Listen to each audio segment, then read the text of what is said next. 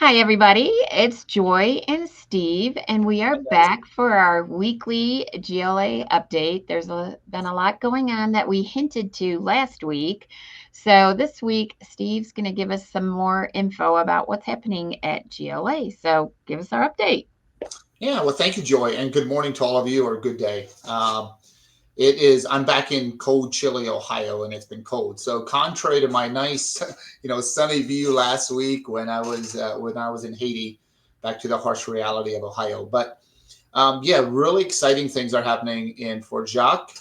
Um, Trying to figure out a little bit where to jump in on this, Joy, because I know we brought some of the people up to speed, some of you guys as viewers last fall. Last fall, we had done a real initiative, and I had brought a lot of intentionality to start the rebuild, sort of bringing new life or re-life back to our facility in Fort Jacques. And then all of a sudden, the gangs just became very active again, and we sort of pulled back out. And since then, it's been impossible for me as from the outside to get into that area. So we put everything on hold, right? And again, I know some of you guys as viewers probably already know this, but so that went through the winter, and now we've been working a lot with sort of the local community security in Fort Jacques. So the village, the town of Fort Jacques, is relatively safe right now because they've sort of kept at bay, the outside gangs. And so currently, we're excited about that. Now, it's still impossible for me to get in, for outsiders to get into the town because of what's surrounding it. But having said that, we feel like we can do some activities and do things in the compound there that can benefit people without me physically going or as outsiders. So we did hire on two local people there that have a long history with GLA. I'm really excited about that.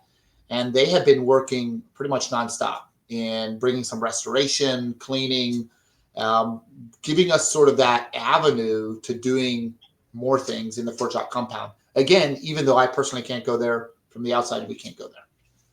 Well, for our supporters, so much was put into Fort Jacques, and Mm. it's so nice. I mean, we had to leave in a hurry because of the situation, and we really haven't been able to get back in and clean up. So, just to take those steps to move forward, to have people taking care of the facilities and just cleaning up is great news. Mm.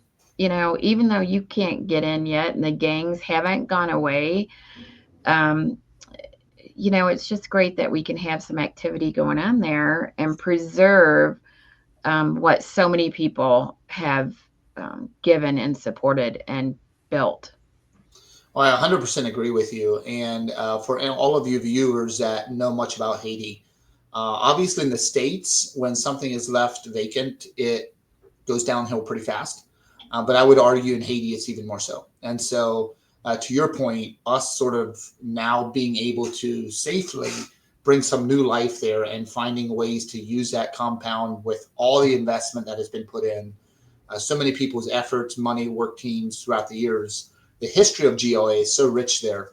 So for us to find ways and avenues to pour back into the community, even with the country being at the state it is, and I think that's the difficult thing. Joy, you and I talked about this. Even as we go into ventures of helping the community and impacting the community through this sort of next avenue, next stage of GLA, we have to be so cautious of what we say because of the vulnerability.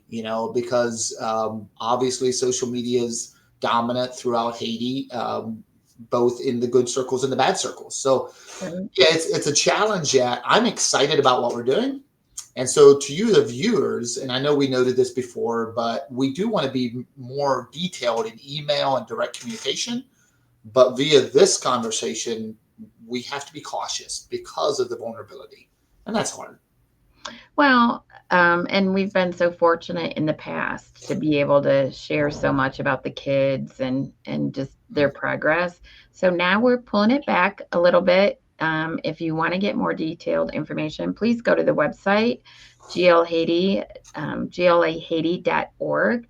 And on the homepage, you can request to get emails.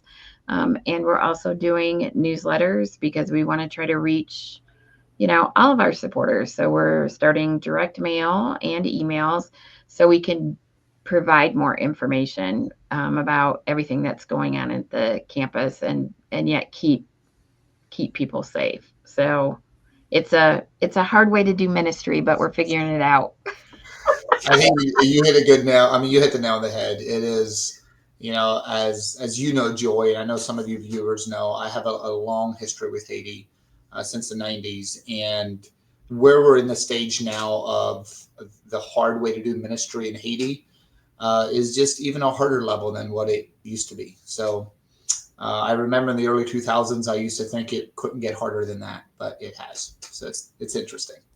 Good thing we work for the Lord because He always Absolutely. provides the way. Absolutely. All right. I will see you next week for our next update. Thanks so much. Again, if you want to get more detailed information, please get on our email list, and we will be sending out emails regularly with more details. But thanks so much, and we'll see you next week. Good to see you guys.